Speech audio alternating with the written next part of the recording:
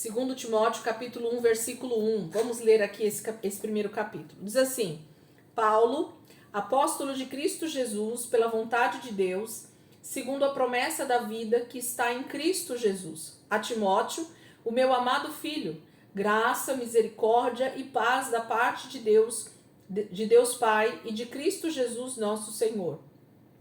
Dou graças a Deus, a quem sirvo com a consciência limpa, como o serviram os meus antepassados, ao lembrar-me constantemente de você, noite e dia, em minhas orações. Lembro-me das suas lágrimas e desejo muito vê-lo, para que a minha alegria seja completa. Recordo-me da sua fé, não fingida, que primeiro habitou em sua avó Loide e em sua mãe, Eunice, e estou convencido de que também habita em você. Por essa razão, torno a lembrá-lo de que mantenha viva a chama do dom de Deus que está em você, mediante a imposição das minhas mãos. Pois Deus não nos deu espírito de covardia, mas de poder, de amor e de equilíbrio. Portanto, não se envergonhe de testemunhar do Senhor, nem de mim, que sou prisioneiro dele, mas suporte comigo os meus sofrimentos pelo Evangelho segundo o poder de Deus, que nos salvou e nos chamou com uma santa vocação, não em virtude das nossas obras, mas por causa da sua própria determinação e graça. Essa graça nos foi dada em Cristo Jesus desde os tempos eternos, sendo agora revelada pela manifestação de nosso Senhor, pela manifestação de nosso Salvador, Cristo Jesus. Ele tornou inoperante a morte e trouxe à luz a vida e a imortalidade por meio do Evangelho. Desse Evangelho fui constituído pregador, apóstolo e mestre. Por essa causa também sofro, mas não me envergonho, porque sei em quem tenho crido e estou bem certo de que ele é poderoso para guardar o que lhe confiei até aquele dia. Retenha com fé e amor em Cristo Jesus o modelo da sã doutrina que você ouviu de mim. Quanto ao que lhe foi confiado, guarde-o por meio do Espírito Santo que habita em nós. Você sabe que todos os da província da Ásia me abandonaram, inclusive Fíngelo e Hermógenes. O Senhor conceda misericórdia à casa de Onesíforo. Sempre me banana para falar o nome desse homem. Porque muitas vezes ele me reanimou e não se envergonhou por eu estar preso. Ao contrário, quando chegou a Roma, procurou-me diligentemente até me encontrar. Conceda-lhe o Senhor que naquele dia encontre misericórdia da parte do Senhor. Você sabe muito bem quantos serviços ele me prestou em Éfeso. Gente, essa segunda carta de Paulo a Timóteo, ela tem uma ênfase maior em trazer consolo, em trazer conforto, em trazer lembranças, em trazer esperança, em trazer suporte para toda a situação que estava acontecendo. Nós estamos aqui aproximadamente entre o ano 66 e 67 depois de Cristo, tá? Então nós estamos assim, sabe aquela fase que já o imperador Nero provavelmente está no poder? Eu não consultei isso 100%, mas se não me engano, Nero já está no poder há algum tempo, e a situação do Império Romano cada dia fica pior, não só na questão da perseguição, que já é um fato muito forte. Muitos estão morrendo realmente por pregar o Evangelho, por falar que é cristão, por não dar honra não se dobrar, né, para o imperador. Então, assim, nós temos um caos estabelecido de forma religiosa no Império Romano, porque eles não aceitam esses cristãos que estão ali pregando sobre esse Jesus, que é rei e que é soberano sobre eles. Então, o Império Romano simplesmente decide perseguir de forma muito mais forte esses cristãos, mas nós estamos nas vésperas de acontecer algo muito pior, que é justamente a destruição de Jerusalém no ano 70. Então, daqui aproximadamente 2-3 anos, vai ser essa destruição que aconteceu ali em Jerusalém, por parte justamente do Império Romano da época, Por quê? Porque eles achavam que eles estavam novamente tentando se levantar contra o Império Romano. Então, assim, eles vêm devastando, né, todo tipo de judaísmo e todo tipo de cristianismo. Então, a perseguição passa a estar também sobre judeus ortodoxos e sobre os cristãos. Então, assim, a gente está com Paulo escrevendo essa carta para Timóteo, que está simplesmente relembrando algumas coisas para Timóteo, trazendo à memória, fortalecimento para Timóteo, falando para ele não esmurecer sobre toda a situação, relembrando algumas coisas e falando com ele mesmo a respeito do que ele está sentindo naquele momento. Mas o próprio apóstolo Paulo sabe que as coisas não caminham para algo bom. Ele está próximo também já do seu martírio, então tudo está caminhando para isso. Então a fala de Paulo nessa carta, nessa segunda carta que ele escreve para Timóteo, a gente percebe muito mais uma carta de lembrança, de fortalecimento mesmo, né, de base para que ele continue fiel no Senhor, do que ensino. Na verdade, eu percebo isso na primeira carta também que a gente fez, na carta de Tito. Se vocês assistiram a aula, eu falei bastante sobre isso. E agora aqui em 2 Timóteo. A gente não tem em Paulo, nesse momento, aquele Paulo do ensino. A gente não tem Paulo da revelação. A gente não tem Paulo da preocupação em trazer doutrina, né? De trazer um ensino doutrinário para a igreja. Não, não. Paulo está só preocupado em escrever a um filho na fé que está ajudando ele a fortalecer os irmãos por onde ele passa. Timóteo é esse braço direito de Paulo nessa fase da vida dele, ministerial e na vida também. Então Paulo está animando, reanimando Timóteo com essas últimas cartas que ele escreve. Essa aqui é praticamente a última carta que Paulo consegue escrever e enviar. Então ele tem esse ar mais de ânimo. Vamos pegar alguns trechinhos aqui nesse capítulo 1 e a gente já vai passar para o capítulo 2, porque esse é o sentido dessa carta, na minha opinião. Por isso que eu falei que eu ia tentar terminar essa carta hoje com vocês. Ele começa saudando, como sempre, a saudação dele, né? Falando que ele é apóstolo de Cristo, lá no capítulo 1, versículo 1, né? Segundo a promessa de vida que está em Cristo Jesus. Então é pelo chamado que Deus trouxe a ele, que ele é apóstolo, que ele está onde ele está, então ele tem convicção disso. E ele então está escrevendo para esse Timóteo, meu amado filho, né? Esse filho na fé e um filho de coração que Paulo tem. Graça e misericórdia da parte de Deus Pai e de Cristo Jesus nosso Senhor. Dou graças a Deus, a quem sirvo com consciência limpa, como o serviram os meus antepassados, ao lembrar-me constantemente de você, noite e dia em minhas orações. A intercessão, gente, nesse momento da história, era algo extremamente importante. A igreja precisa novamente voltar a esses princípios elementares. Os teólogos usam muito essa palavra e eu gosto bastante. Eu queria colocar ela aqui para a gente poder incluir ela no nosso dicionário do dia a dia. A intercessão da igreja uns pelos outros é algo basilar. Não sei se vocês já ouviram essa palavra, é como se fosse a base de princípios muito fortes dentro do cristianismo. Então, uma das coisas que é basilar dentro do cristianismo é a intercessão.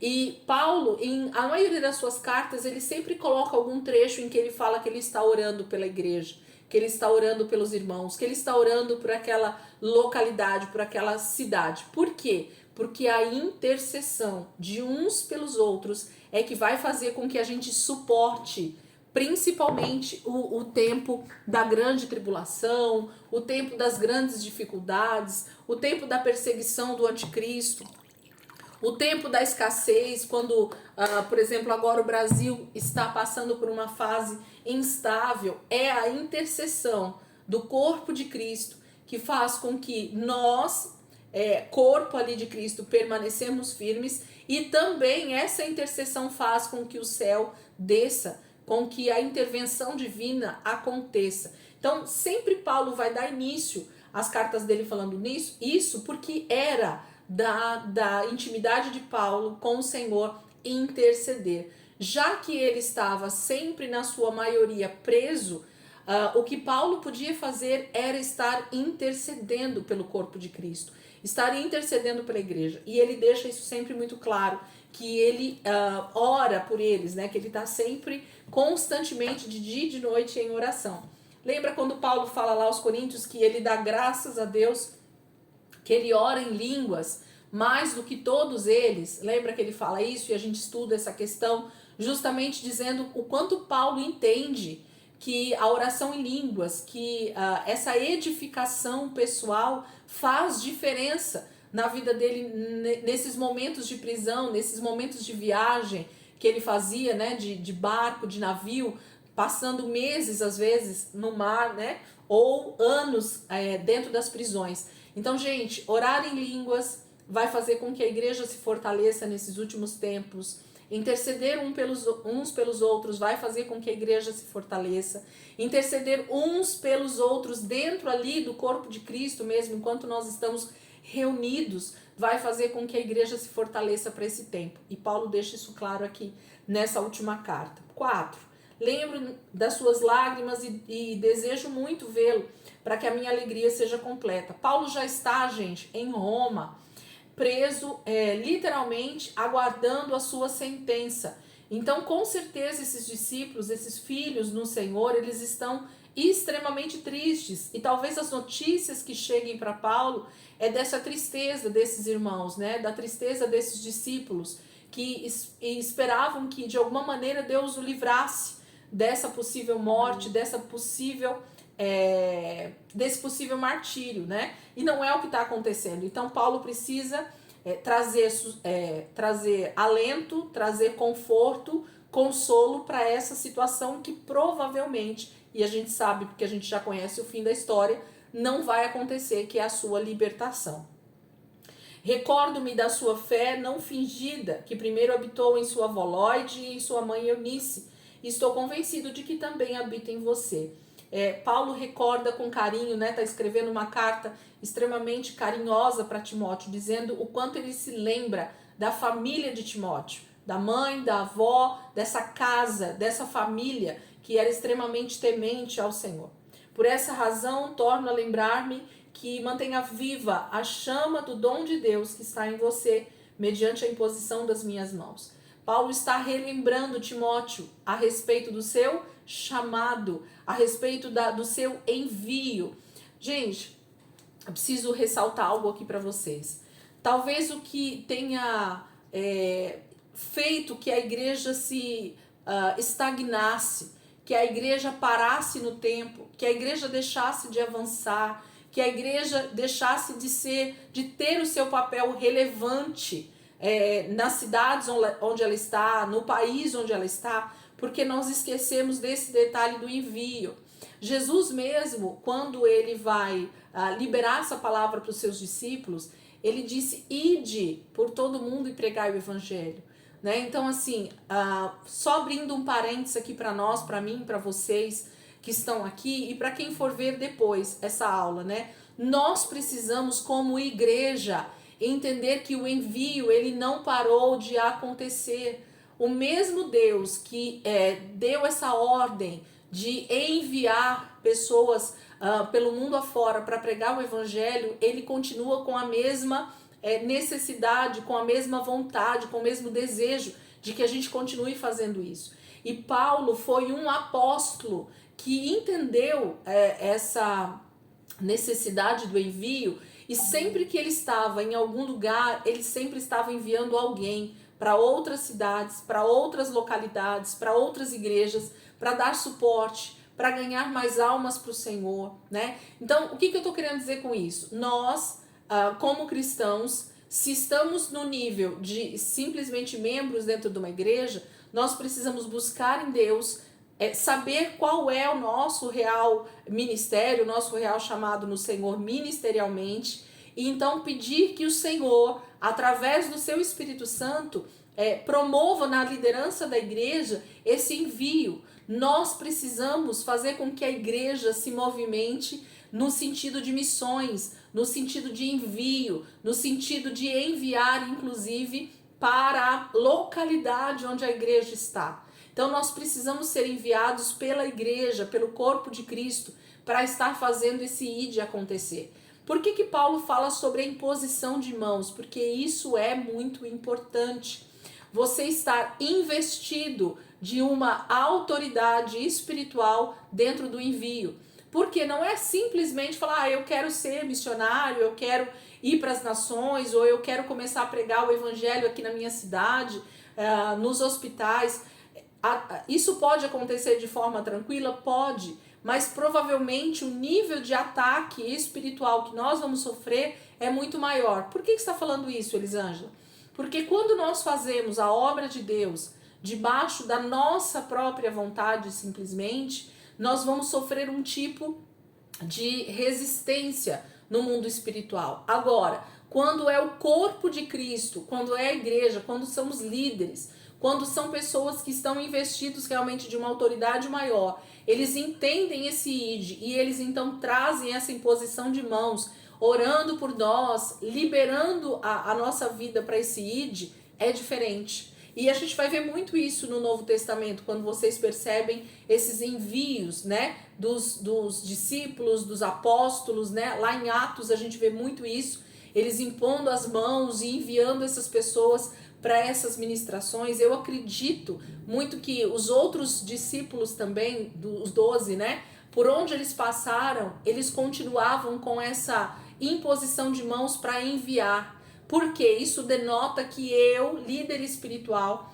estou colocando uma autoridade, uma liderança sobre aquela pessoa que está sendo ali enviada para que ela faça esse ide debaixo da autoridade do Senhor. E muito mais, debaixo de alguém que está ajudando, dando suporte, e estou falando da igreja, para aquela pessoa. Por que muitos missionários são mal sucedidos no campo missionário? Vão para outros países, vão para outros lugares e às vezes morrem lá, ou às vezes são enviados de volta porque não suportam, ou sofrem demais no campo missionário, sofrem fome, dormem na rua. Diversas situações acontecem. Por quê? Porque muitas vezes não há uma igreja, um corpo de Cristo que está dando suporte espiritual, de oração e financeiro para essas pessoas. E aí o ide não vai acontecer como deveria, né? E essas pessoas, esses missionários, eles se frustram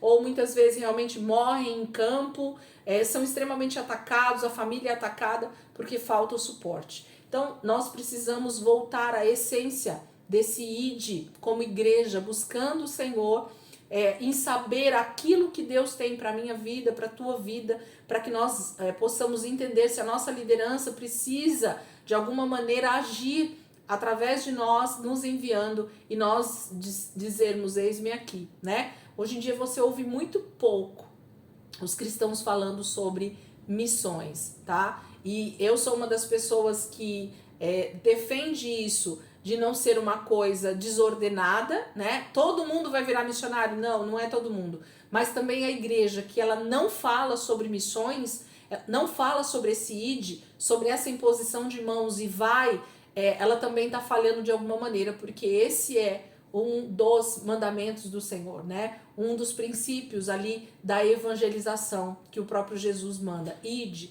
por todo mundo, né? Então a gente precisa continuar com essa imposição de mãos, enviando pessoas. A liderança precisa estar, se despertar, né, para isso.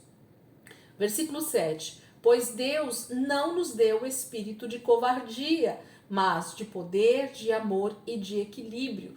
O nosso Deus, que nos envia, né, que nos dá esse ide, que nos dá esse ímpeto, ele não nos deu um espírito com letra minúscula de covardia.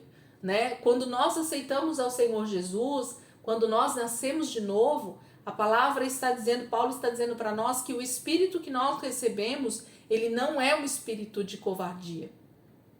Esse espírito recriado, espírito com letra minúscula, fala do nosso espírito, né? Esse espírito, ele foi recriado, ele nasceu de novo e ele tem em si mesmo a essência do nosso Deus. Ok? Se o nosso espírito é a parte divina de Deus em nós, como eu sempre falo quando eu falo sobre as três partes, Então o nosso espírito é justamente a parte divina em nós. E Paulo está dizendo, ele não nos deu um espírito de covardia, de nós acharmos que porque fomos salvos, nós precisamos estar dentro de uma redoma, guardados, sem criarmos nenhum tipo de problemas para nós, sem sofrermos nenhum tipo de problema na nossa vida de cristãos, e assim nós vamos ser salvos e Jesus vai voltar e eu vou morar com ele. Esse sentimento de redoma, de não sofrer nenhum tipo de problema depois que a gente aceita Jesus, é justamente o contrário do que Paulo está dizendo aqui. Nós passamos muitas vezes a ser covardes espiritualmente, e é isso que Paulo está dizendo para Timóteo.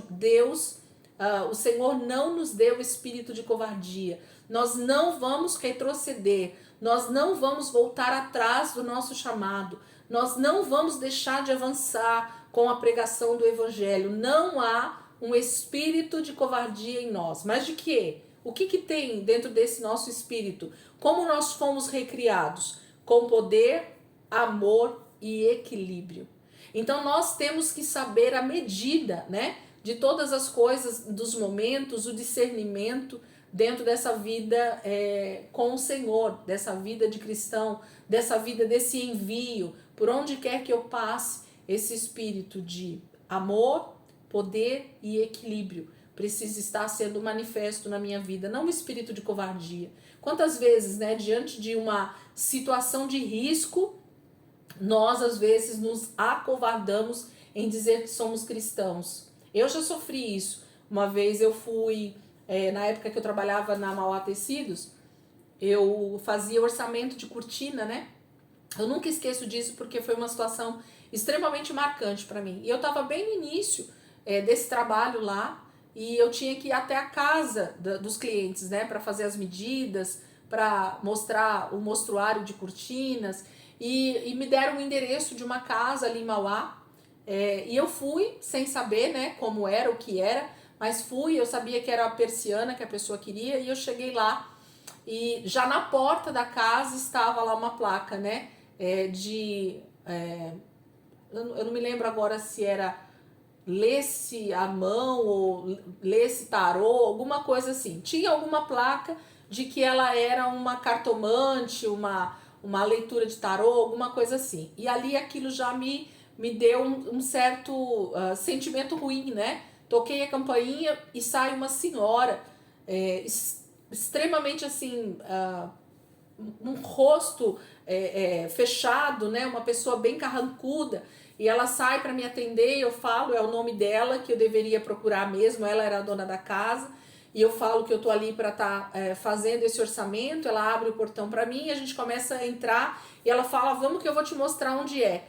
E a casa dela era um terreiro, né? A própria casa dela era um terreiro de umbanda, de candomblé, alguma coisa assim. Eu não soube também identificar porque eu não conheço, mas a casa dela era. E nós entramos casa dentro, e a medida da persiana que eu tinha que fazer era justamente dentro do terreiro, aonde eles faziam toda a festividade deles lá, os barulhos deles lá, né? Era justamente lá. Um local extremamente limpo, arrumado, organizado, cheio de imagens, a sala muito bonita, né? E era lá que eu tinha que medir. Na hora que eu entrei naquele lugar, me arrepiava dos pés à cabeça, né? Era um misto de medo com, sei lá, não sei o que era, né? E naquele momento eu falei, Senhor, se essa mulher souber que eu sou crente, olha a minha mentalidade, tão jovem eu era na época. Acho que eu tinha, sei lá, 22 anos, alguma coisa assim, 23 anos. Se essa mulher descobre que eu sou crente, eu tô perdida aqui dentro, né? Imagina, eu já achava que o diabo ia me matar ali dentro daquele terreiro, né? E aí fiz a medida, e aí a gente sentou na mesa lá da cozinha dela, a gente saiu desse ambiente, foi pra mesa, e ela começou a conversar, me fazendo perguntas, e falando ali do terreiro dela, né? E eu, aham, e o medo dela me perguntar, você tem alguma religião?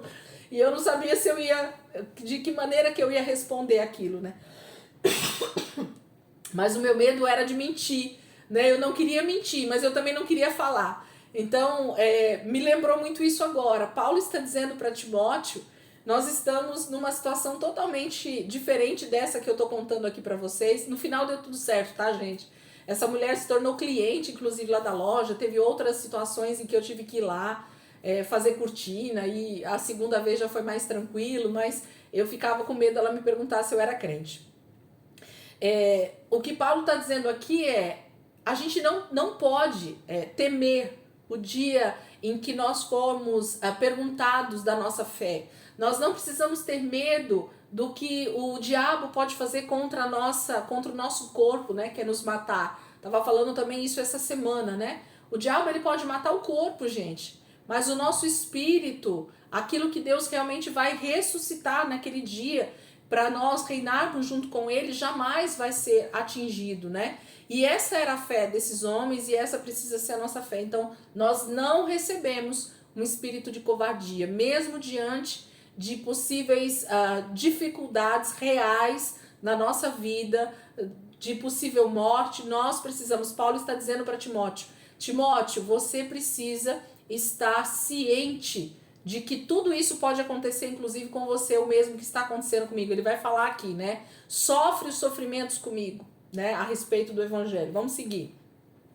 Portanto, não se envergonhe de testemunhar do Senhor, nem de mim, que sou prisioneiro dele, mas suporte comigo os meus sofrimentos pelo evangelho, segundo o poder de Deus, que nos salvou e nos chamou com uma santa vocação, não em virtude das nossas obras, mas por causa da sua própria determinação e graça. Gente, nós precisamos entender que tudo que Deus desejar fazer em nós e através de nós tem a ver com essa santa vocação, com esse chamado, né, vocacional que Deus tem nos dado. E nós precisamos cada dia mais nos entregar a isso, dizendo, Senhor, que eu possa ser esse instrumento para essa última geração, para esses últimos dias da igreja na terra, cumprindo um propósito eterno, fazendo aquilo que o Senhor deseja fazer na minha vida, né? Que nós possamos buscar propósito, gente.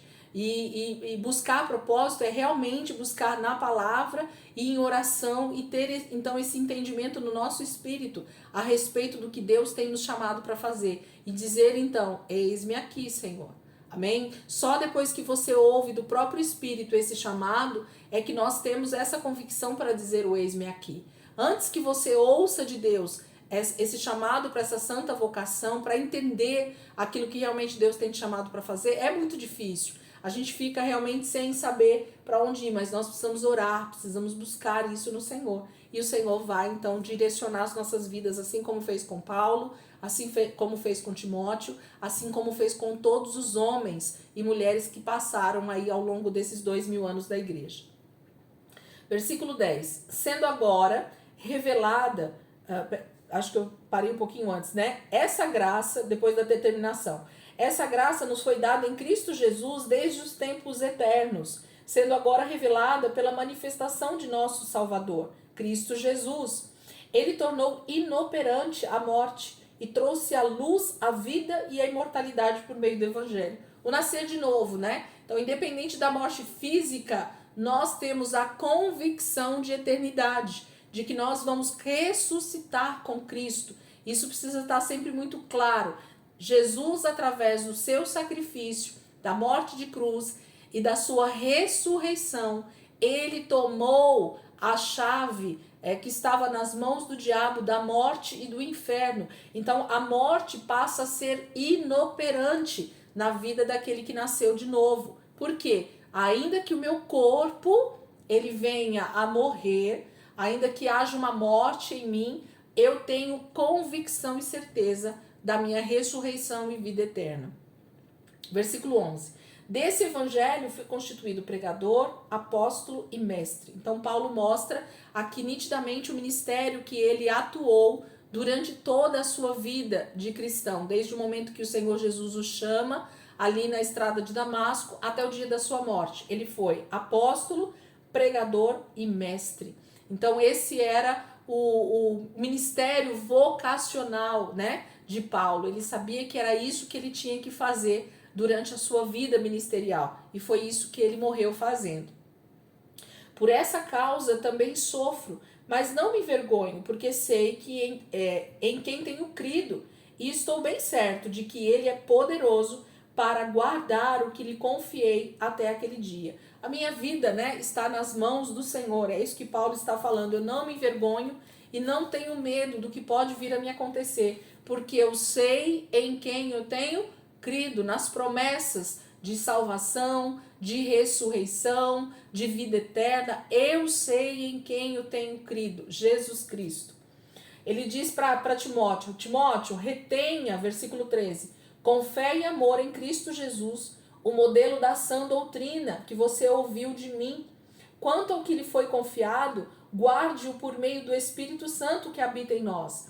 Nós precisamos olhar para a palavra. Paulo estava dizendo isso muito claro para Timóteo. Timóteo não tinha uma Bíblia nas mãos. Lembremos sempre disso, ok? Essas cartas, elas estavam sendo enviadas agora, né, para esses irmãos, para essas igrejas. Então, as coisas ainda eram simplesmente papéis, né, rodando as igrejas, o povo que estava ali ao redor do Império Romano. O Antigo Testamento ainda eram porções, né, que os judeus tinham nas sinagogas e que às vezes estavam também nas mãos desses primeiros cristãos. Mas ele diz assim, tudo que você ouviu de mim, todos os ensinos que você ouviu de mim, Timóteo, esses são os ensinos que você precisa passar, a sã doutrina.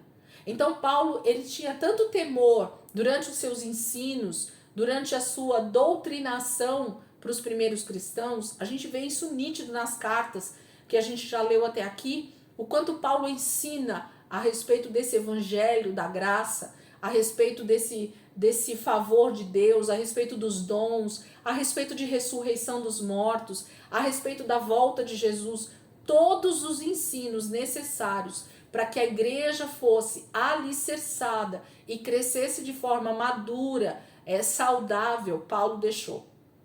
Então a gente pode, assim, se nós pegarmos todas as cartas e só tivéssemos elas para viver o evangelho de Cristo nessa terra, nós teríamos todo o ensino necessário nessas cartas para conseguir avançar com o evangelho de Jesus. E Paulo está dizendo, então, tudo que você ouviu, tudo que você viu de mim, é isso que você vai continuar ensinando, Timóteo. Ainda que eu não esteja mais perto de vocês, existe uma bagagem de conhecimento e de ensino que já foi passado. E é isso que vocês precisam continuar fazendo, avançando com a sã doutrina. 15. Você sabe que todos os da província da Ásia me abandonaram, inclusive esses dois homens aí, né? Fígelo e Hermógenes, né? Paulo se torna alguém que só de você dizer que você é um discípulo de Paulo, que você também andou com Paulo, você já estaria sendo perseguido nesse momento, antes da destruição de Jerusalém. A coisa estava muito, muito feia. Então muitos abandonaram, né? Essa fé, muitos abandonaram esses discípulos, esses apóstolos, porque não queriam sofrer as consequências de falar que andavam também com Paulo.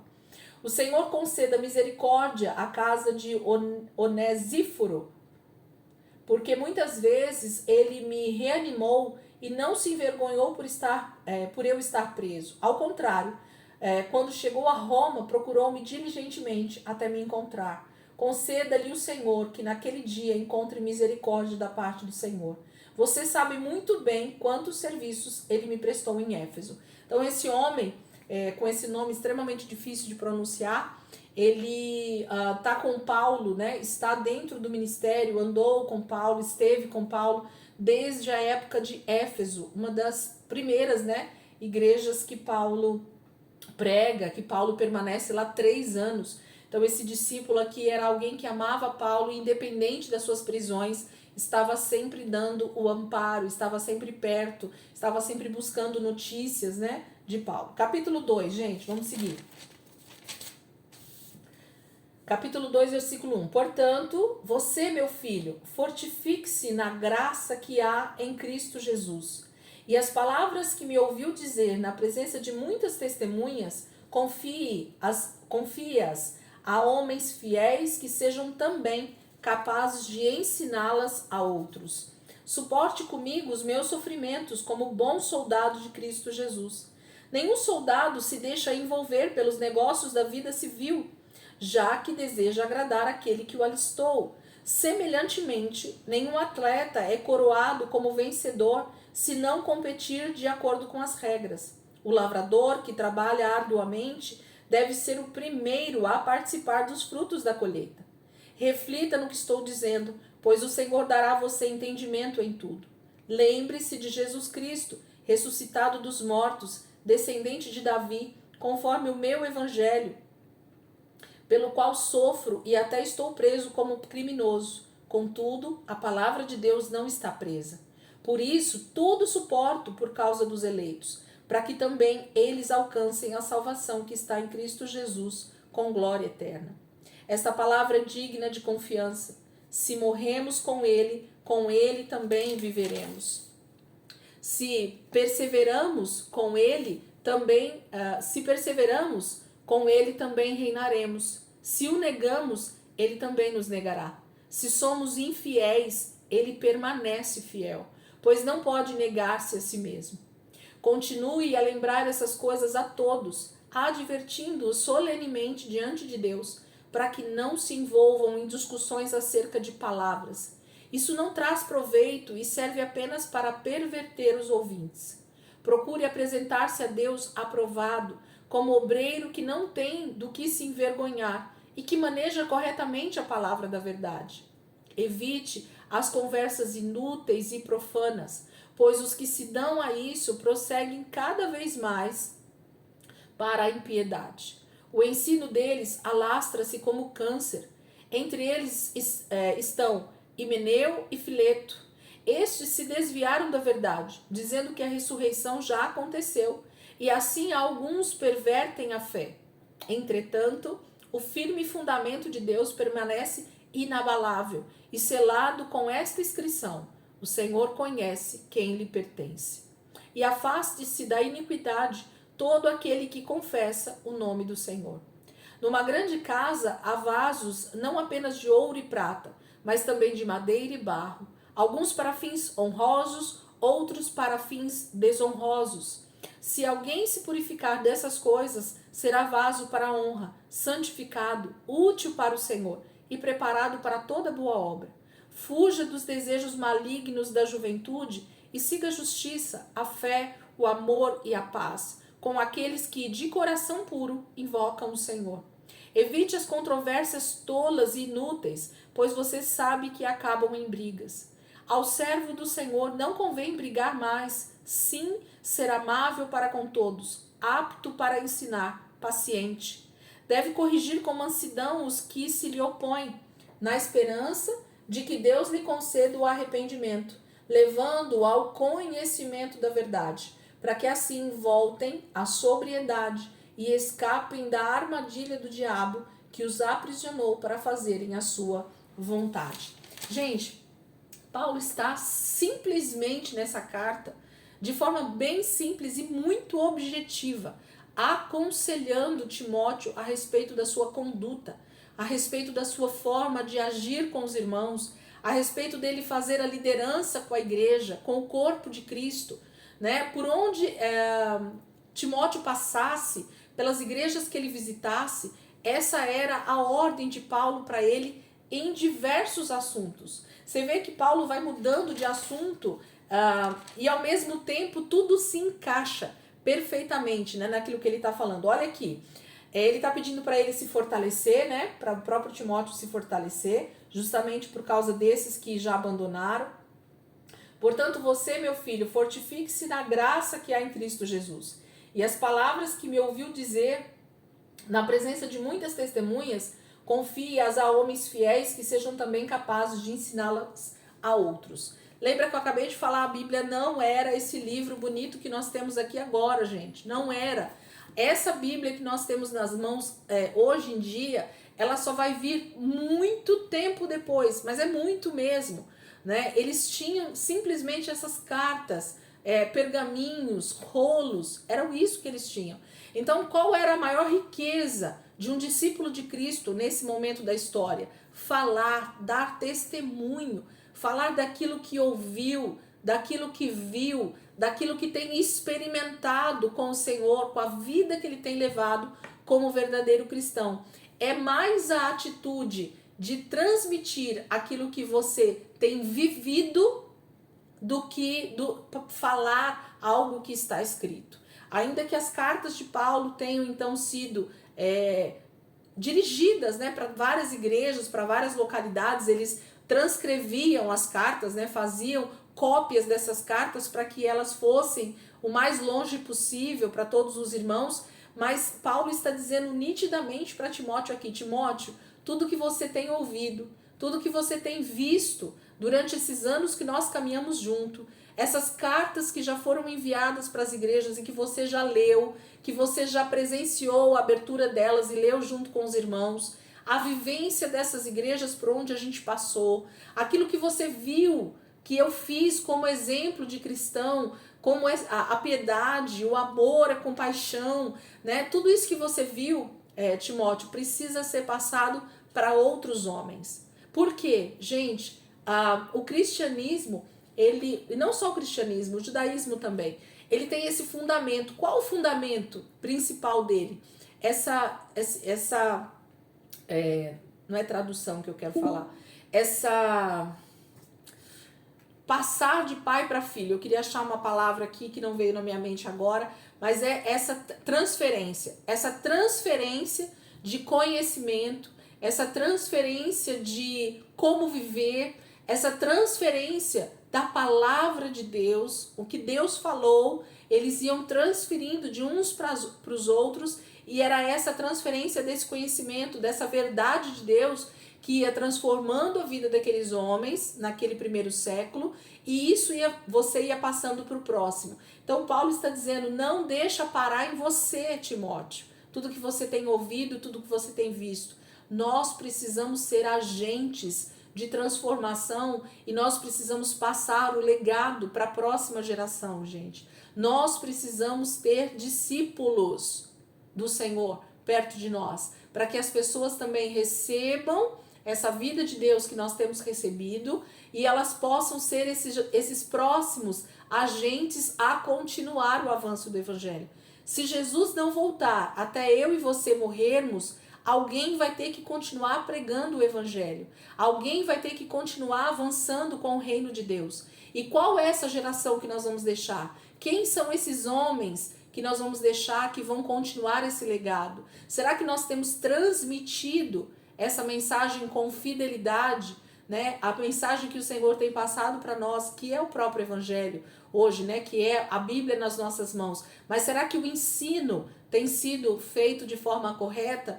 E com isso as pessoas vão continuar repassando. Paulo está dizendo isso.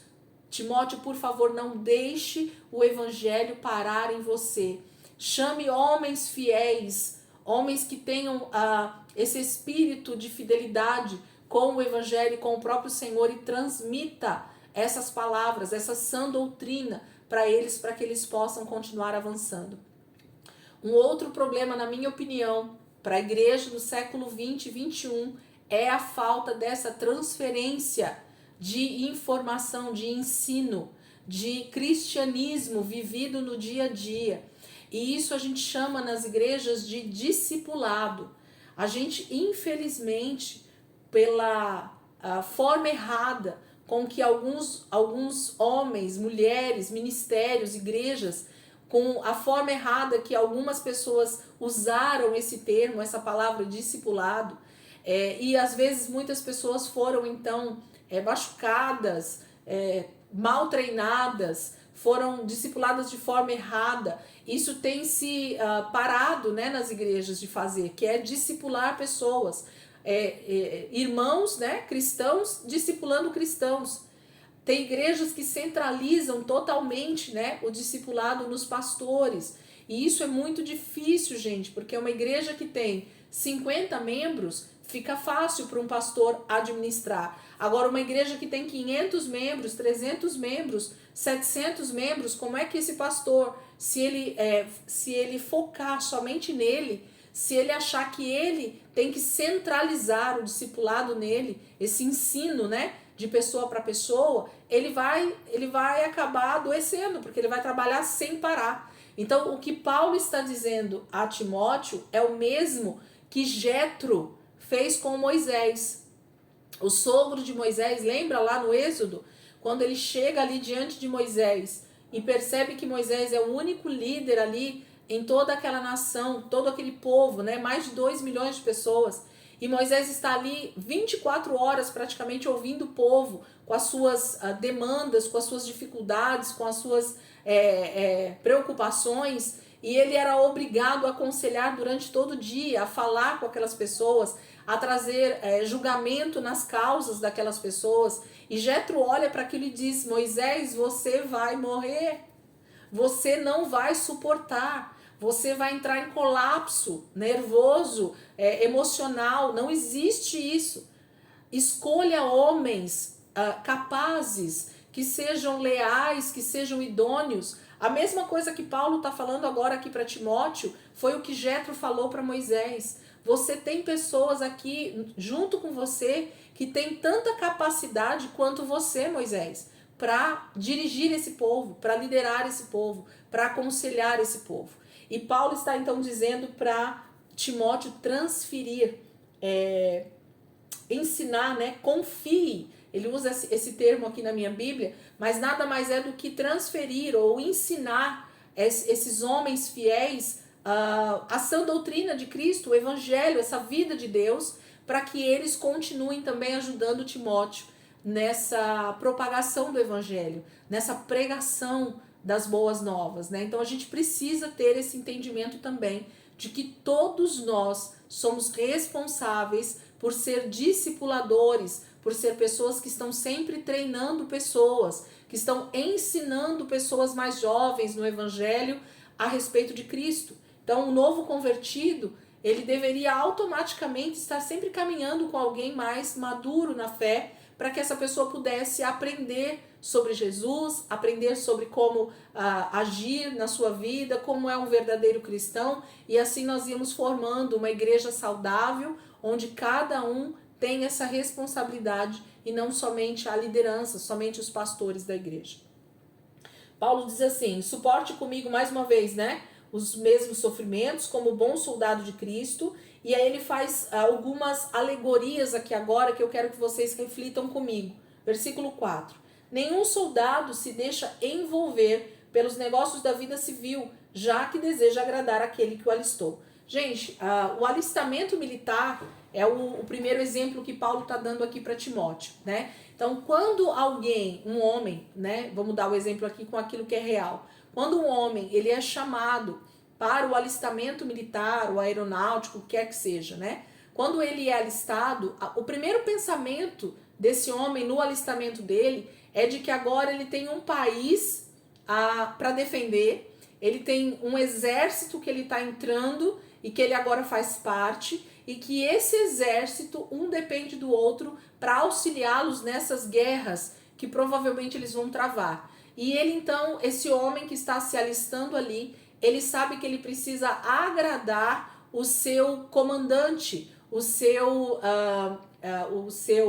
capitão, né? Não sei como chama lá as hierarquias, eu não entendo muito bem, mas ele precisa agora estar treinando, ele precisa estar apto para a hora que o seu comandante, o seu sargento chamá-lo para estar na batalha, para estar na frente da batalha ali no front, ele vai estar pronto e ele vai guerrear com todas as forças que ele tiver para agradar. Esse homem, quando ele se alista, ele não tem mais uma vida normal aqui fora, né? Fora do combate ou fora ali do quartel, né? Ele não consegue mais ter uma vida civil, normal, como outras pessoas que não estão alistadas. E Paulo usa esse primeiro exemplo aqui. Então, nós, gente, e eu gosto sempre de lembrar de uma das primeiras passagens onde aparece isso. Lá em Gênesis, quando o Senhor está ainda formando os homens, ou formando o primeiro casal, ele usa essa palavra dizendo que ele está formando um exército. Eu já citei esse texto aqui para vocês, depois se vocês quiserem a gente até vai lá para ver isso. Mas não vou parar aqui a aula para ir lá atrás desse versículo, mas está lá. Logo nos primeiros capítulos de Gênesis, o Senhor trata o ser humano como um exército que ele está levantando. Por quê? Porque desde o momento da queda do homem, através do pecado, daquele momento em diante, gente, foi se travada uma guerra no reino do Espírito, uma guerra totalmente espiritual entre Deus e o diabo mesmo, o seu maior adversário, e nós somos o alvo desse adversário em nos matar, em nos destruir, mas Deus então decide confiar justamente a nós, junto com ele, essa possibilidade de vencermos essa guerra. E não só a possibilidade, mas a vitória já é garantida para nós, segundo a palavra de Deus, ok? O diabo, ele já é um derrotado, a gente já sabe disso. Então, por isso que Paulo começa, ou talvez foi essa a primeira lembrança que ele tem a respeito desse exército, né? Dessas pessoas que se alistam nesse exército, que estão dizendo: Jesus, eu te aceito como Senhor e Salvador da minha vida, e a partir de agora eu sei que eu estou me alistando nesse exército para entrar nessa batalha, nessa guerra espiritual que está acontecendo desde a queda de Adão e Eva, e que nós estamos prontos, Senhor, a guerrear junto com o Senhor nisso e avançar nisso e terminar com essa guerra em vitória, porque nós sabemos que a nossa vitória é garantida. Então ele está dizendo a primeira coisa aqui: essa pessoa que se alista, ela não está mais interessada então em cumprir a sua vida normal aqui fora, a sua vida civil, Paulo está dizendo aqui. Por quê? Porque ele se alistou. Ele sabe que ele está alistado num exército que está em guerra constante. E nós então deixamos todo o resto para fazer aquilo que o Senhor tem para fazer através das nossas vidas. Esse é o primeiro exemplo que Paulo dá aqui a respeito da vida de cristãos. Quando nós decidimos aceitar Jesus como Senhor e Salvador, nós estamos nos alistando nesse exército que Paulo está falando aqui. E não dá tempo mais de ficar pensando, né? Semelhantemente, da mesma maneira, ele continua dizendo no versículo 5. Semelhantemente, nenhum atleta é coroado como vencedor se não competir de acordo com as regras. Então, gente, se vou falar uma pessoa, né, para ficar mais fácil. Se um jogador de tênis, se ele for jogar tênis contra um outro tenista e ele não usar as regras daquele jogo de tênis, se ele usar as regras do basquete, se ele usar as regras do handball, se ele usar as regras do futebol de areia, se ele usar as regras do judô ali no tênis e ele conseguir vencer, ele vai ter a coroa? Se ele vencer aquela batalha no tênis? Não, né? Ele não vai. Vocês entenderam o exemplo que eu estou dando aqui? Olha, se um tenista está ali numa disputa pela medalha de ouro, numa Olimpíada, diante de um outro tenista, e esse tenista decide, durante o jogo de tênis, usar as regras de um outro tipo de esporte, de outro tipo de jogo de bola, se ele usar essas regras aqui no tênis e ainda assim, quebrando as regras do tênis, ele vencer o jogo, ele vai ser coroado como vencedor? Não, porque ele usou as regras erradas, certo? Paulo está dizendo que se nós estivermos dentro desse jogo de tênis, que somos nós cristãos, mas nós quisermos receber a coroa da vida jogando esse jogo com outra regra, nós não vamos receber a coroa, ok? Então a regra para se ser cristão é ser fiel a esta palavra.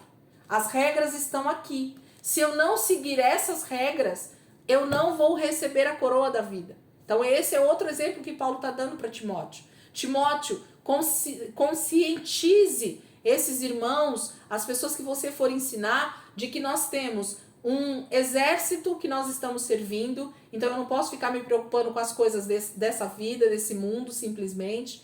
Eu estou dentro de um campeonato em que as regras já foram dadas pelo próprio Deus, e eu, para receber essa coroa, essa medalha, eu preciso jogar esse jogo com essas regras. Então ele cita esse outro exemplo para que Timóteo entendesse o que ele estava querendo dizer com essa vida de cristão. Aí ele diz assim, ó, outro exemplo, versículo 6. o lavrador que trabalha arduamente deve ser o primeiro a participar dos frutos da colheita. Então ele também dá o exemplo de alguém que trabalha arduamente plantando sementes. E essa pessoa, então, que está ali trabalhando arduamente durante a época do plantio, ela vai ser a pessoa que vai ser a primeira a usufruir quando começar a colher os frutos. Então essa pessoa ela vai ser beneficiada primeiro com os frutos que ela der ali com aquele trabalho dela. Então nós sabemos que a nossa recompensa está no Senhor. Nós temos certeza de que tudo que nós fizermos no reino de Deus, arduamente falando, trabalhando em prol do Evangelho, nós vamos ser os primeiros a ressuscitar com Cristo. Isso é fato, a palavra já nos disse isso, ok? Aqueles que estiverem mortos ressuscitarão primeiro e depois aqueles que ainda estiverem vivos. Isso é questão de segundos, né, de diferença. Mas percebem que aqueles que trabalharam arduamente e que morreram no Senhor vão ressuscitar primeiro. Oi, vai fechar, né? Vamos fechar, gente, vamos. Me empolguei aqui, já ia fechar, vamos fechar. Vamos voltar rapidinho, tá?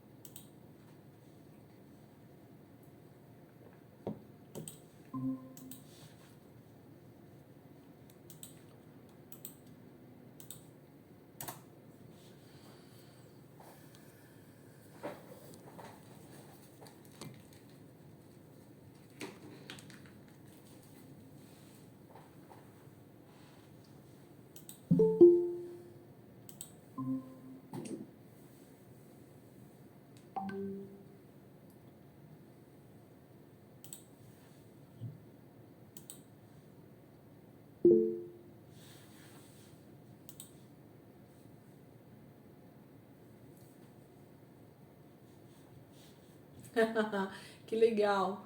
A Renata mandou aí no grupo, gente, uma fotinho dos temas centrais aí do livro de 2 Timóteo. Que legal, Rê. Que legal. Obrigada aí por ter mandado pra gente. Muito bom, muito bom. Essas bíblias, elas dão umas ilustrações muito, muito bacanas, né? Ó, para quem não tá vendo aí a imagem ainda, enquanto o pessoal chega, os temas centrais, né, de 2 Timóteo. Os cristãos são chamados a seguir o bom exemplo daquele que permanece na fé. Que mais, Rê? Os cristãos podem confiar na autoridade da Escritura e devem saber manuseá-la corretamente. Nós já vamos chegar ali, né? Paulo chama os cristãos para seguirem o ensinamento verdadeiro e evitarem discussões tolas e sem valor. Então, lá em Tito ele fala sobre isso. Na carta de 1 Timóteo ele também fala sobre isso. E aqui, de novo, ele fala. E tem um porquê, né? Como ele está vendo que ele não vai estar logo, logo com eles, ele fala, gente, vocês precisam parar de discutir coisas vãs, né? Coisas tolas. Vocês precisam pensar realmente naquilo que vai dar frutos, né? Tem que parar com essas bobagens. Vamos continuar aqui, então. Então, ele fala sobre esses 3 exemplos, né? Sobre o soldado que é alistado, sobre o atleta, né? Que está jogando ou que está participando de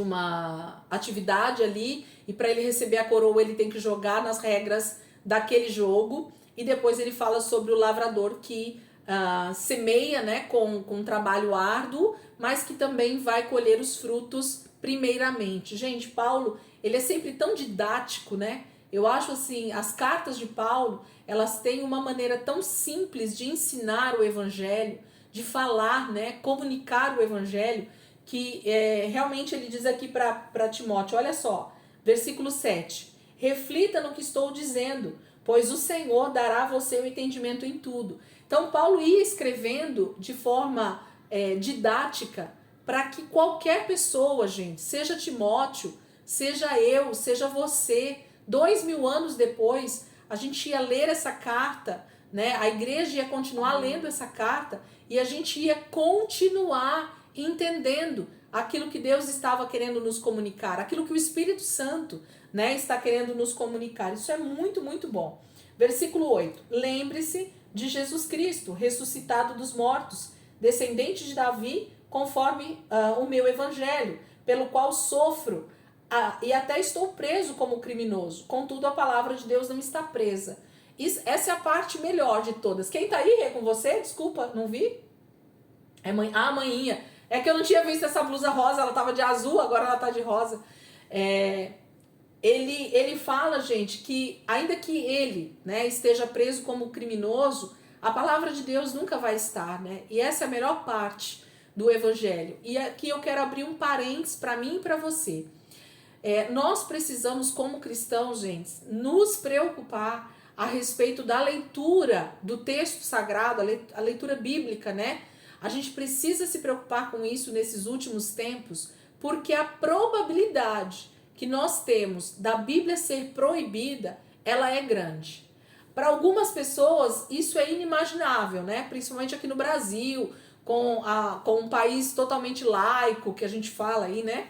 Com toda essa questão da liberdade religiosa. Mas nós não podemos, com isso, achar que isso pode ser até a volta de Jesus. Porque nós podemos cair, sim, num tempo extremamente difícil, onde nós podemos ter um sistema político no nosso país, ou mesmo em vários países, em que se proíba, sim, a impressão da Bíblia. Para alguns teólogos, isso aqui no Brasil é impensável, tá? Mas eu não descarto.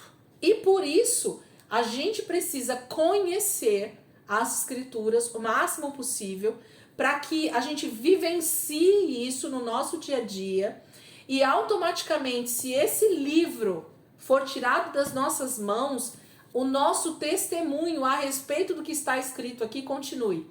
Porque a nossa mente, ela é extremamente poderosa em lembrar aquilo que a gente vivencia todos os dias. Então, quanto mais a gente falar a respeito das Escrituras, quanto mais a gente ensinar, quanto mais a gente passar para frente e quanto mais a gente ler, meditar, estudar as Escrituras, mais nós vamos ter um poder dentro de nós para pregar o Evangelho, para continuar falando a respeito de Jesus. Porque pode ser que, se isso vier a acontecer, de nós sermos proibidos de ter Bíblias nas nossas mãos, então nós teremos no máximo o nosso coração, a nossa mente e a nossa boca para falar a respeito de Jesus e daquilo que está na palavra. E nós precisamos então orar a palavra para continuar lembrando ela.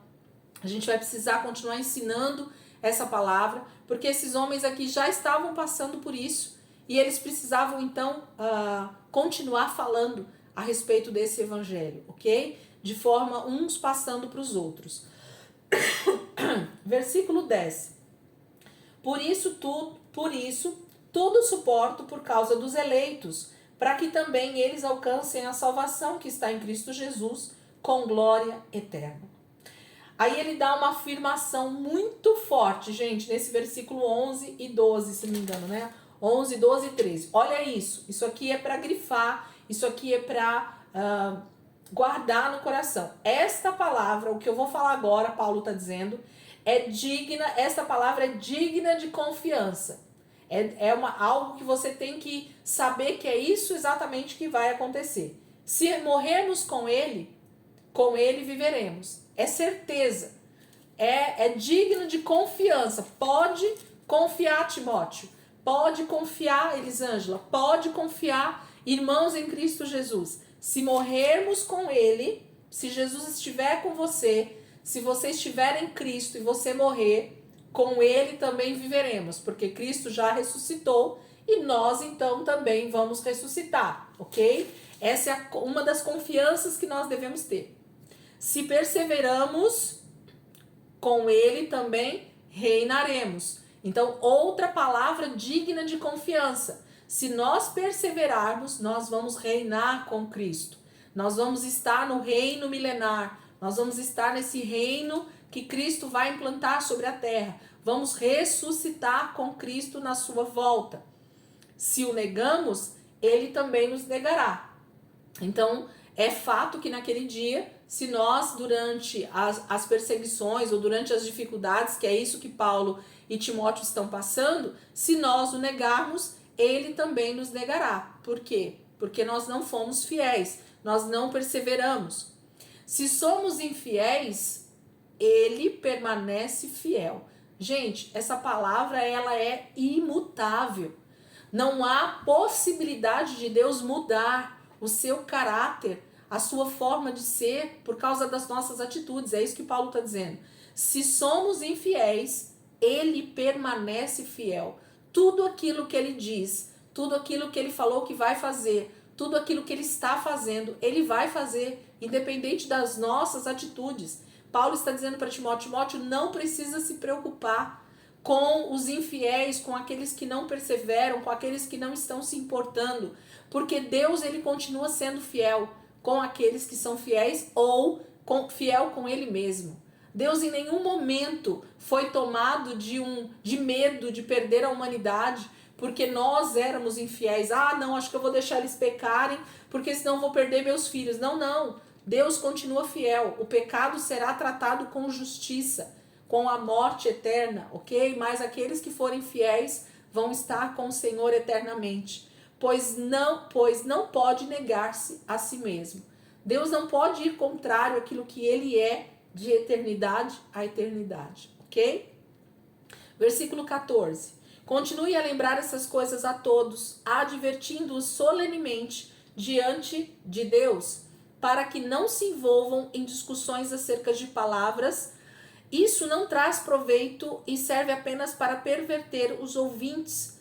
E aí Paulo continua discorrendo aqui, gente, eu não vou ler de novo, ele está falando justamente sobre essa questão do judaísmo tentando corromper o cristianismo, dos irmãos que se convertem ao cristianismo, que são judeus, mas aí tentam implantar o judaísmo dentro das igrejas, das discussões lá em Tito e em 1 Timóteo, ele falou sobre a questão de genealogia, de situações que não levam os cristãos, a igreja de Cristo, a lugar nenhum.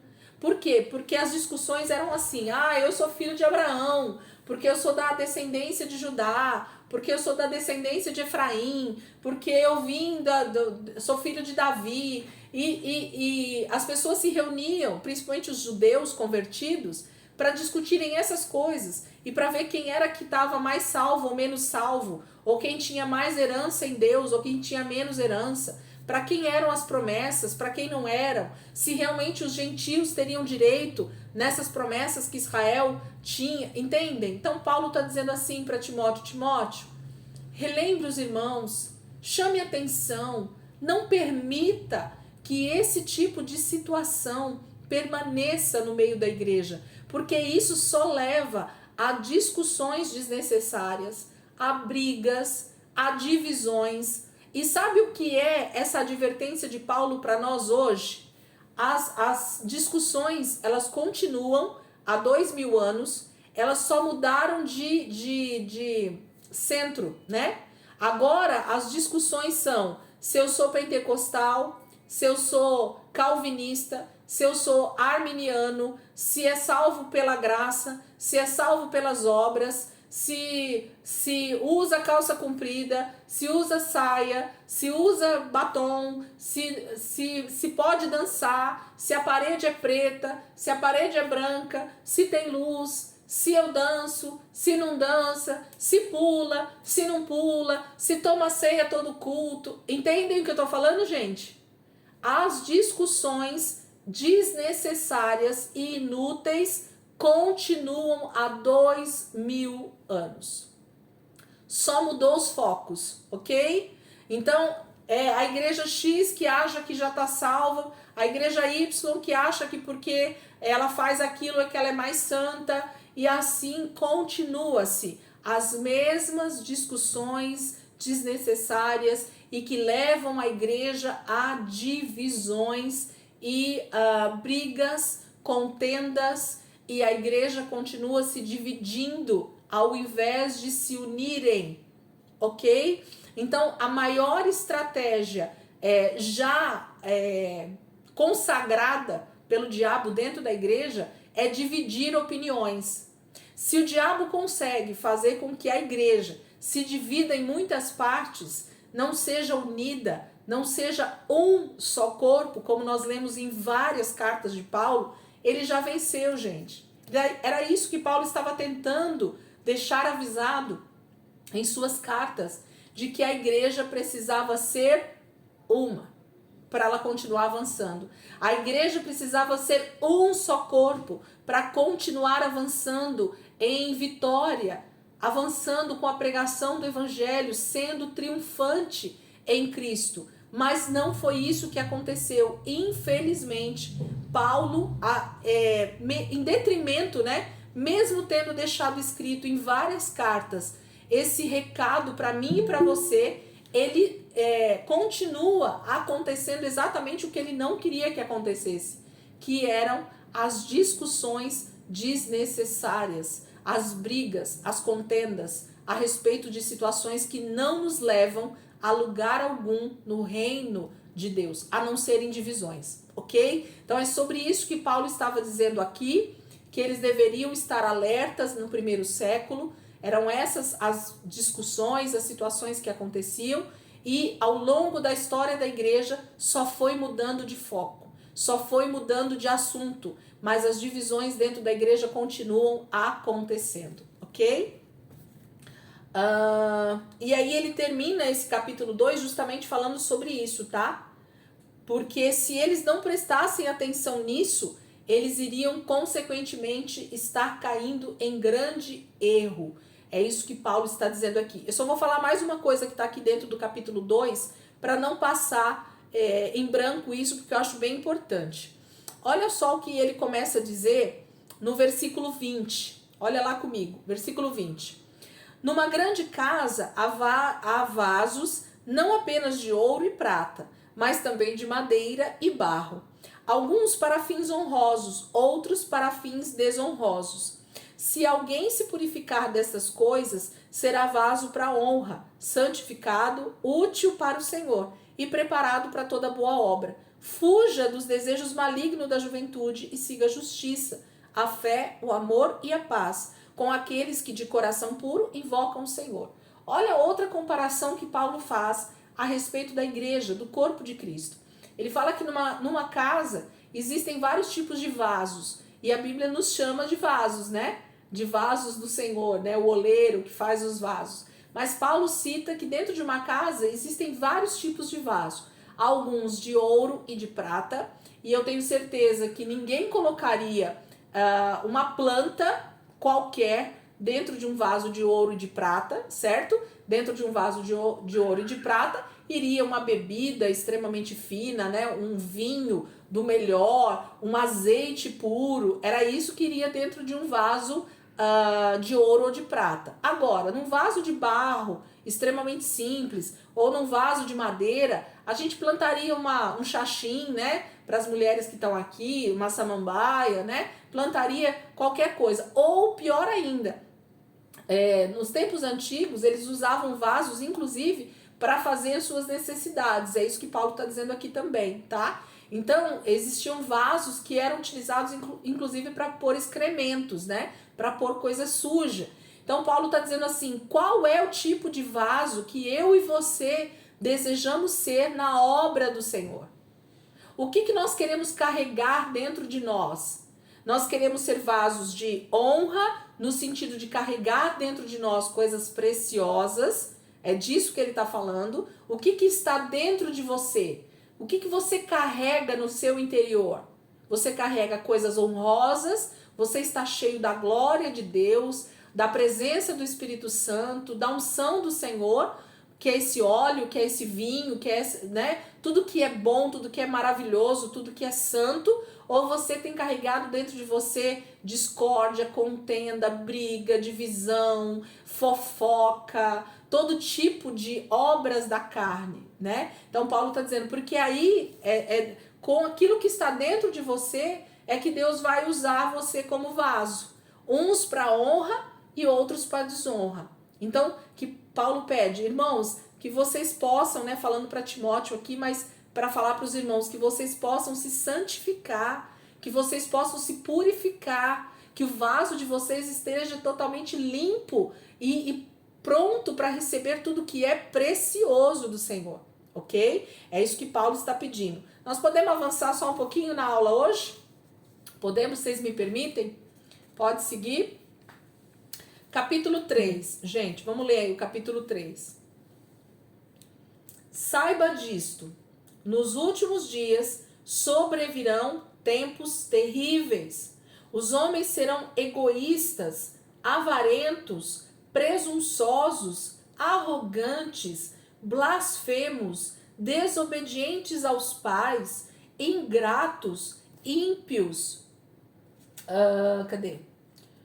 Ingratos, ímpios, sem amor pela família, irreconciliáveis, caluniadores, sem domínio próprio, cruéis, inimigos do bem, traidores, precipitados, soberbos, mais amantes dos prazeres do que amigos de Deus, tendo aparência de piedade, mas negando o seu poder.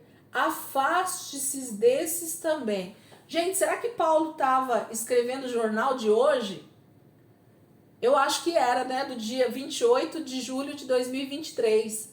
Falando sobre como está a sociedade, como está a humanidade, como está a igreja, gente, inclusive, porque ele está falando aqui para os cristãos. Ele está mandando Timóteo prestar atenção a respeito dessas pessoas. Ele está dizendo assim, nos últimos dias. Por que ele está falando dessa forma, gente? Porque os cristãos no primeiro século, eles achavam que Jesus estava voltando. Era eminente a volta de Jesus para eles por causa da perseguição e de tanta morte e de tanta destruição que estava acontecendo no Império Romano. Eles tinham quase que certeza absoluta que Jesus estava voltando. Tamanha era a iniquidade, tamanha era a perseguição do Império Romano para com cristãos e judeus. Era terrível esse momento que Paulo está vivendo.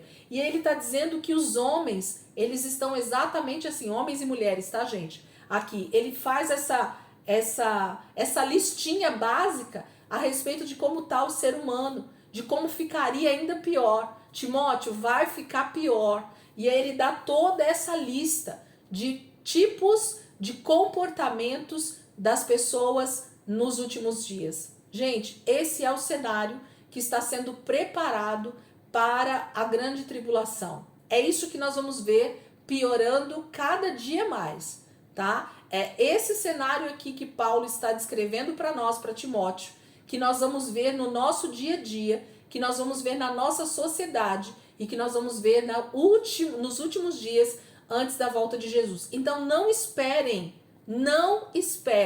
uma mudança que não é a realidade do que a Bíblia está dizendo. Eu temo dizer isso para vocês, mas nós precisamos olhar para a Bíblia com um olhar muito mais realista e sóbrio, como Paulo está dizendo aqui para Timóteo, para que nós não tentemos fazer uma ilusão do que é ser cristão, uma ilusão do que é a volta de Jesus, que nós não sejamos esses cristãos triunfantes dos últimos dias, porque não é isso que vai acontecer nos últimos dias. Nós vamos ver esse cenário aqui de seres humanos cada dia maior. Nós olhamos isso nos noticiários todos os dias e às vezes a gente até se espanta com algumas coisas, mas com outras nós não estamos nos espantando mais. Já virou corriqueiro, já virou normal, pessoas matarem pessoas, pai matando filho, filho matando pai, esposo matando esposa, prostituição, tudo isso passou a ser normal para nós. Esse é o cenário que está sendo desenhado para os últimos dias que Paulo está descrevendo aqui para nós. Continuando aí, ele pede para Timóteo se afastar. Nós precisamos estar afastados desse tipo de pessoa. São esses os que se introduzem pelas casas e conquistam mulheres instáveis, sobrecarregadas de pecados, as quais se deixam levar por toda espécie de desejos. Elas estão sempre aprendendo, mas jamais conseguem chegar ao conhecimento da verdade. Como Janes e Jambres se opuseram a Moisés, esses também resistem à verdade. A mente deles é depravada, são reprovados na fé. Não irão longe, porém, como no caso daqueles, a sua insensatez se tornará evidente a todos. Então, gente, na verdade, Paulo está dizendo que tudo isso, inclusive, está dentro da igreja. E aí é pior ainda. A sociedade vai estar dessa forma, mas Paulo está dizendo que dentro da igreja nós vamos encontrar muita imoralidade, muita prostituição, muita calúnia, muita fofoca, muita divisão, muitas coisas, traidores, homens sem domínio próprio. Então toda essa lista aqui, ela está incluída inclusive para dentro da igreja. E essas pessoas vão se infiltrando, ele está dizendo, né? Elas se introduzem nas casas, porque as igrejas eram nas casas, né? Então Paulo está dizendo, essas pessoas vão entrando, se dizendo cristãos, mas não houve um novo nascimento real, não há uma transformação de vida.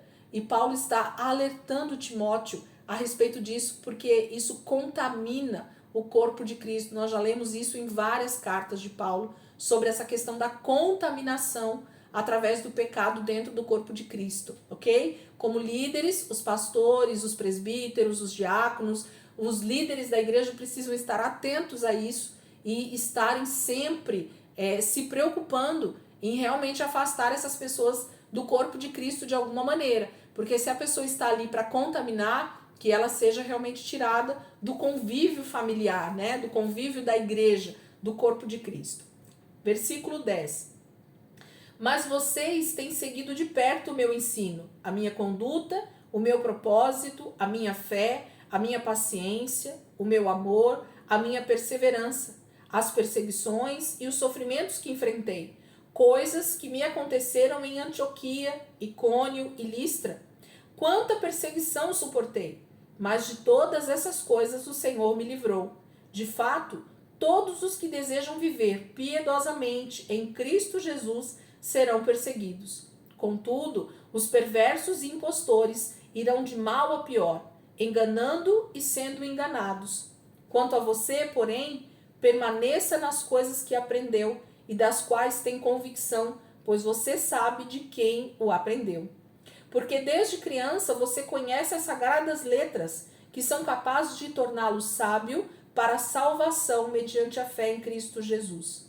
Toda a Escritura é inspirada por Deus, é útil para o ensino, para a repreensão, para a correção e para a instrução na justiça, para que o homem de Deus seja apto e plenamente preparado para toda boa obra. Então Paulo está falando, Timóteo, você sabe como eu me portei diante de todas as situações que aconteceu nessa jornada ministerial, o quanto eu fui fiel, mesmo diante de todo tipo de atrocidade.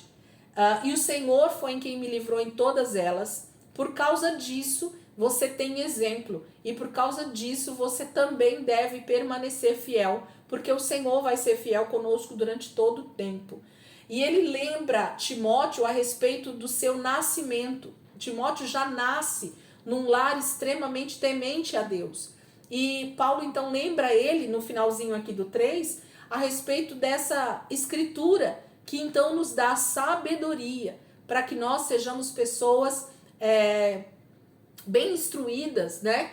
Ler a palavra, gente, estudar a palavra é o que vou reforçar isso que eu já falei aqui hoje, é o que vai nos dar realmente aptidão, é o que vai nos dar então essa direção do Senhor para continuarmos como cristãos verdadeiros e também para ensinar outros neste bom caminho, avançando com essas boas notícias do Evangelho, com as boas novas do Senhor. Nós precisamos estar aptos, gente. A igreja está definhando, e quando eu falo igreja, eu estou falando de modo geral, generalizando. A igreja está definhando porque falta conhecimento das Escrituras. A gente olha esses memes nas redes sociais aí, é assustador o que as pessoas pregam, é assustador o que as pessoas falam nos púlpitos, é assustador a maneira como as pessoas se comportam como cristãos nesse nosso século 21. É assustador. Tudo por falta de discernimento e conhecimento das Escrituras. Então, gente, que nós aqui, quem está me escutando através dos vídeos, nós possamos buscar Evangelho, essa palavra que é poderosa para nos transformar e para nos colocar aptos a ensinar, a levar essas boas notícias do Senhor, a parar com heresias, com falsos ensinos. Nós precisamos estar preparados para, inclusive, identificar. A gente falou durante esse 1 ano e meio muito sobre isso, né? Sobre identificar o falso do verdadeiro. E nós só vamos conseguir fazer isso quando nós conhecemos muito bem o verdadeiro. Eu não canso de dizer isso porque Paulo fala muito isso nas cartas também, né? Eles precisam conhecer muito bem, né? Manejar muito bem, ele fala aqui, as escrituras para não serem enganados. E nós precisamos continuar também diligentes nisso, para também não sermos enganados por falsos mestres, por falsos profetas nos últimos dias, para a gente ser uma pessoa realmente apta a falar do amor de Deus para outras pessoas. Porque toda a escritura, ó, é isso aqui, esse livro fechadinho é o que nos capacita a ensinarmos, a repreendermos, tá tudo aqui. Você não precisa inventar moda, você não precisa inventar profecia, você não precisa inventar ensino. Tudo que nós precisamos ensinar para as pessoas que estão chegando para Jesus está dentro desse livro. Está aqui dentro. Se nós simplesmente abrirmos a Bíblia e lermos a palavra de Deus para as pessoas, a palavra de Deus é o poder de Deus para nos transformar. Ainda que a gente não interprete um versículo sequer, só de lermos a Bíblia para as pessoas, nós já estaremos trazendo transformação dentro da vida das pessoas. E é isso que nós precisamos nos preocupar. Ficar inventando história pode trazer grandes prejuízos para o corpo de Cristo, para os cristãos, para as pessoas que estão chegando para Jesus, para o corpo de Cristo em geral. Então nós precisamos nos preocupar com isso. Capítulo 4, vamos terminar?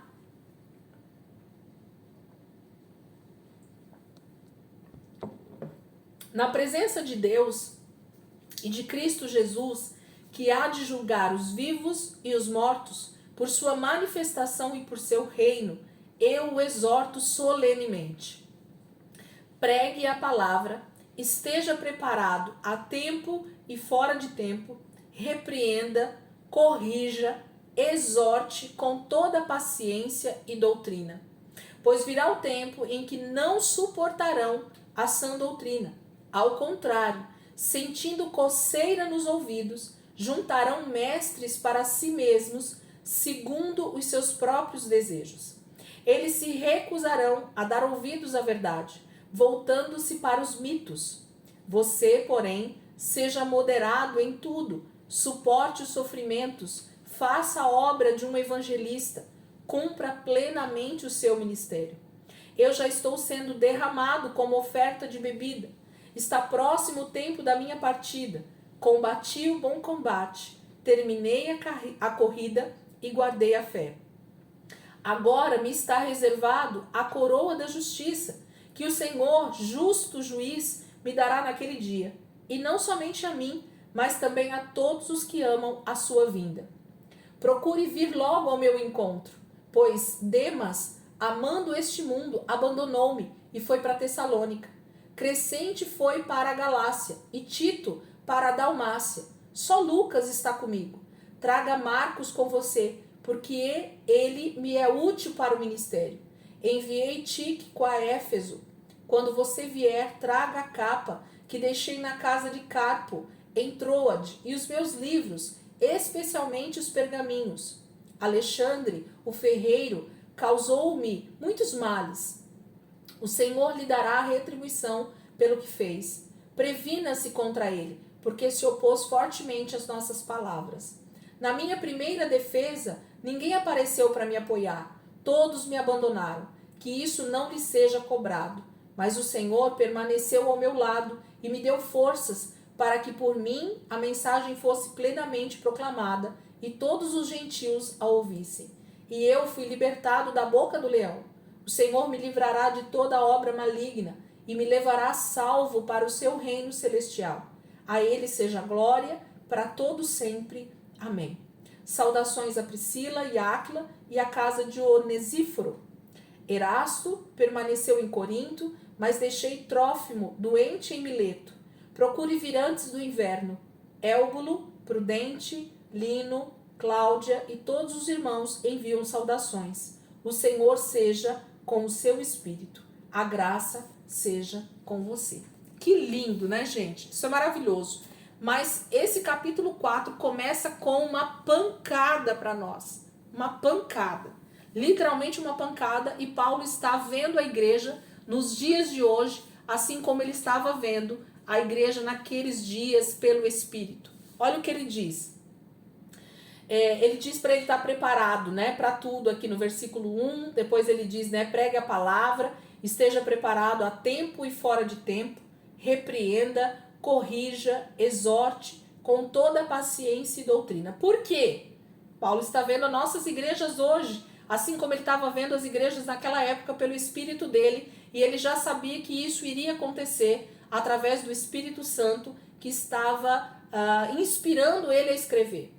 Pois virá o tempo em que não suportarão a sã doutrina. Então ele manda Timóteo pregar diligentemente a sã doutrina, ok? O evangelho como ele é. Mas virá o tempo em que as pessoas não suportarão a sã doutrina. Ao contrário, sentirão coceira nos ouvidos e juntarão mestre para si mesmos. Gente, ouvir a verdade, ouvir sobre o pecado, ouvir sobre o inferno, ouvir sobre transformação, ouvir sobre levar a sua cruz, ouvir a palavra como ela é, tem causado coceira nos ouvidos das pessoas. E elas não querem, literalmente as pessoas não querem o evangelho de cruz, o evangelho de negue-se a si mesmo, eles não querem a sã doutrina. As pessoas não querem. Nós precisamos nos policiar se nós não temos entrado nisso também. Porque a sã doutrina é o que traz essa transformação e esse comportamento de acordo com o verdadeiro evangelho para nós. Então, se nós não temos sido transformados à imagem e semelhança de Cristo, e se às vezes a sã doutrina tem causado coceira nos nossos ouvidos, não conseguimos ouvir, a gente acha que é pesado demais, ai, mas nossa, tem que deixar isso, ah, mas eu não posso fazer aquilo, ah, mas tudo é proibido, tudo não pode, tudo não sei o quê, ah, esses crentes são exagerados. Se a coisa está dando coceira nos ouvidos, você sabe o que as pessoas começam a fazer? Elas começam a achar mestres para si mesmos. O que é isso, gente? Eu começo a dar ouvidos a falsos profetas e falsos mestres e faço deles os meus líderes. E aí o ajuntamento daqueles que não querem a sã doutrina, o verdadeiro evangelho, eles vão se reunindo com esses falsos profetas e falsos mestres, e essas vão sendo as igrejas do futuro. E eu tô falando futuro quando Paulo está escrevendo, tá? Porque isso já estava acontecendo nesse tempo, de forma mínima ainda, né, do que nós podemos dizer nos dias de hoje, mas ao longo da igreja, dos 2000 anos da igreja até aqui, gente, isso foi o que mais aconteceu. Então se põe líderes na frente de um povo que a pregação daquela pessoa é o que eu quero ouvir, é o que me satisfaz, é o que eu gosto de ouvir, então eu quero essa pessoa como meu líder. Eu quero essa pessoa como fundador dessa igreja que eu vou participar, porque a doutrina que essa pessoa está pregando é a que eu gosto de ouvir. E é isso que fez com que durante esses 2000 anos de igreja, nós tivéssemos tantos tipos de igrejas, de placas, de tipos de liderança, de tipo de evangelho sendo pregado e ministrado, e por isso que a igreja tem se dividido tanto ao longo desses 2000 anos. Eu nem vou focar só no nosso século, porque talvez eu estaria sendo maldosa, né, em colocar só o nosso século nesse bolo, porque não é verdade. Ao longo dos 2000 anos da igreja, nós temos visto isso acontecer quando estudamos história da igreja, quando a gente lê livros históricos a respeito das igrejas, dos ministérios, de líderes que foram levantados com falsos ensinos, falsas doutrinas, falso evangelho e que arrebanhavam multidões para essas igrejas, ok? Por quê? Porque as pessoas elas começam a ter coceira no ouvido, não querem ouvir a sã doutrina, ser seguidor de Cristo, carregar a cruz é muito ruim, é muito difícil, eu quero um evangelho mais fácil, eu quero um evangelho mais gostoso, né, que me traga o que eu gosto, as bênçãos que eu preciso, e é esse evangelho que eu quero então ouvir, que eu quero seguir. É esse Deus bonzinho, maravilhoso, cheio de graça, que eu quero seguir. Não, o do juízo, o que vai me levar para o inferno, não. Eu não consigo acreditar num Deus que seja mal desse jeito. Entendem? Então, isso é que Paulo está dizendo que vai acontecer. Pois virá o tempo em que não suportarão a sã doutrina, ao contrário, sentindo coceira nos ouvidos, juntarão mestres para si mesmos, segundo seus próprios desejos. Eles se recusarão a dar ouvidos à verdade, voltando-se para os mitos. Então eu pego qualquer doutrina aí, crio uma doutrina e as pessoas começam a me dar ouvidos porque é mais legal do que dar ouvido à sã doutrina. Mas Paulo adverte Timóteo o tempo inteiro, né? Você, porém, seja moderado em tudo, suporte os sofrimentos, faça a obra de um evangelista e cumpra plenamente o seu ministério. Não se desvie, Timóteo. Faça aquilo que o Senhor te chamou para fazer e ponto final. Ele já sabia do seu julgamento, né? Porque já tinha acontecido o primeiro e ele tinha sido abandonado por todos naquele momento. Ninguém quis ir lá depor a favor de Paulo, porque temia o Império Romano nesse momento, porque só de dizer que você era um seguidor de Jesus e ainda andava com esse tal de Paulo, já era a possibilidade de você também ser morto. Então Paulo nesse momento foi literalmente abandonado pela maioria dos irmãos que o acompanharam durante todo o seu ministério por covardia, por medo mesmo de serem mortos nesse momento. Então ele fala aqui que ninguém esteve no seu primeiro julgamento, que ele foi abandonado, mas que mesmo assim ele testemunhou a respeito de Jesus para todos aqueles juízes, para todas aquelas cortes que estavam ali diante dele, sem temer o que poderia acontecer, porque ele sabe que o dia dele está bem próximo. Ele tinha essa convicção no seu espírito de que mais dia menos dia, infelizmente, ele viria a morrer. E por isso, então, ele chama Timóteo para essa responsabilidade de continuar avançando com essa sã doutrina, com esse evangelho, né? Ele fala sobre a ressurreição, né, dos mortos aqui, novamente, ele fala que ele tem essa convicção no versículo 8, e aí no 9 em diante ele começa as recomendações finais, falando que ele viesse até ele, que ele trouxesse os seus pergaminhos, os seus livros, a capa, que ele olhasse, né, tudo o que estava acontecendo com os outros irmãos, que ele prestasse atenção em cada um, que se aproximasse dele. Olha o que ele fala no versículo 14, gente. Esse cara deve ter feito muito mal para Paulo nesse momento, durante o seu ministério. Alexandre, o ferreiro, causou-me muitos males. O Senhor lhe dará retribuição pelo que fez. Previna-se contra ele, porque se opôs fortemente às nossas palavras. Provavelmente, ou era alguém totalmente contrário ao evangelho, e que aí causou muitos danos a Paulo mesmo, talvez nas prisões, nas piores prisões, ou fazendo falsos testemunhos piores contra Paulo, para que ele fosse ainda mais castigado, ou que realmente fosse levado então aqui à morte. Então ele fala desse Alexandre que era ferreiro e que trouxe muitos males para ele nesse finalzinho da carta, né? E aí ele fala dos irmãos que o abandonaram, mas que o Senhor esteve com ele em todos os momentos e deu forças para ele, né? Esse finalzinho dessa carta, do versículo 9 até o 18, gente, é maravilhoso, porque Paulo está literalmente só dando orientações finais para Timóteo, né? Essas são as últimas palavras. A pena de Paulo, como muitos falam aí, né?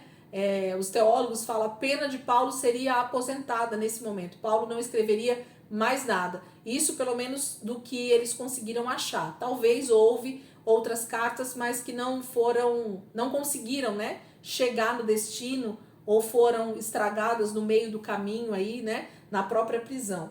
e ele finaliza então com a saudação para os irmãos ali e com o versículo 22, que fecha, né, esse ciclo de saudações poderosas que Paulo fazia para a igreja, né? O Senhor seja com o seu espírito, letra minúscula.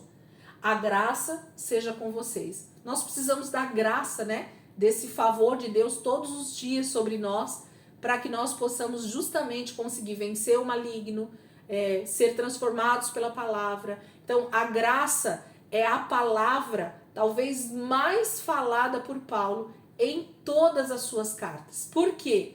Porque a graça é essa manifestação do Espírito Santo em nós todos os dias que nós acordamos, nos levantamos. A graça do Senhor é derramada mais uma vez sobre nós, para nós vencermos o pecado, para nós buscarmos ao Senhor, para nós conseguirmos ler a Bíblia e entender ela, para nós conseguirmos ser mais atuantes no Evangelho, para nós conseguirmos avançarmos com a pregação.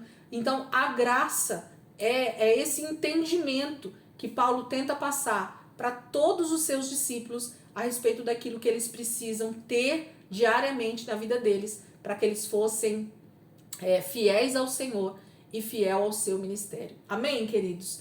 Eu agradeço vocês terem permitido aí que a gente terminasse hoje com esses 20 minutos a mais aí na aula, e nós então fechamos esse ciclo com as cartas de Paulo aqui, graças a Deus por isso. Quem perdeu alguma aula aí, gente, tenta voltar lá no canal do YouTube e assistir, para que vocês tenham todas essas aulas completas aí no entendimento. Se tiver dúvida, por favor, manda lá no WhatsApp, me manda a dúvida. Eli, você não falou direito aqui, ou isso aqui você falou, mas não é bem assim. Nós estamos à disposição para sermos corrigidas também, se alguma coisa faltou, ou se alguma coisa eu falei que não estava talvez muito bem colocado, né? Ou a minha compreensão talvez não foi tão boa, e vocês podem aí me auxiliar nisso em nome de Jesus. Mas graças a Deus, hoje é dia 28 de julho de 2023, depois de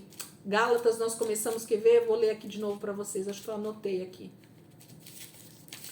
Dia 3/3 de 2022 foi o dia que nós começamos essas aulas sobre as cartas de Paulo, né? 3 de março de 2022. E hoje, então, última sexta-feira, né, de julho de 2023, nós estamos finalizando esse curso para a honra e glória do Senhor. Eu só tenho a agradecer, gente, de verdade, sem palavras, para a graça que o Senhor derramou sobre cada um de nós, para que a gente perseverasse, para que a gente estivesse aqui na aula, para que a gente conseguisse chegar até aqui, tá bom? Então, eu sem palavras para